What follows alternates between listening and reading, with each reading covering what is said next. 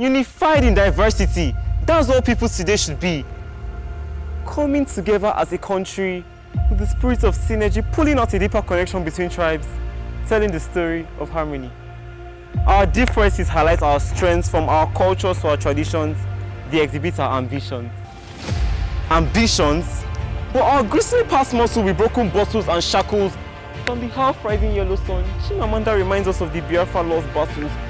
The crisis claws and clogs up to my neck like venom. I guess I should spit out before it kills me. It seems to feel like Nigeria is a hellfire air Satan calls home, filled with terror and terrorism.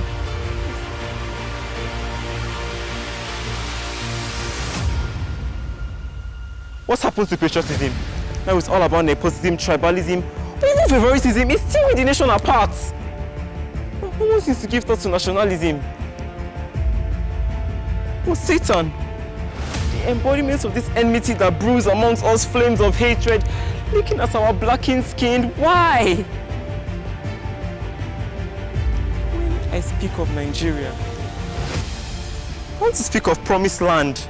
I want to tell of fertile soil soft as our mother's hands, but yet firm as the rounded and pounded yam, whole full as the bellies of tomorrow's children, of future bright and vibrant as the egusi soup that garnishes, enhances the soul with hope in just one taste. So we cannot continue to have more of this bloodshed, no matter the difference in the traditions of our forefathers. Same melanin flows through our blood. So whether it's light-skinned Easterners, skin bright as the bananas that grow on their soil, or the Westerners, brown as their cultivated cocoa, or even the Northerners, beauty black linking to their sun-beaten cattle. No matter the differences in pigment, we are all the same.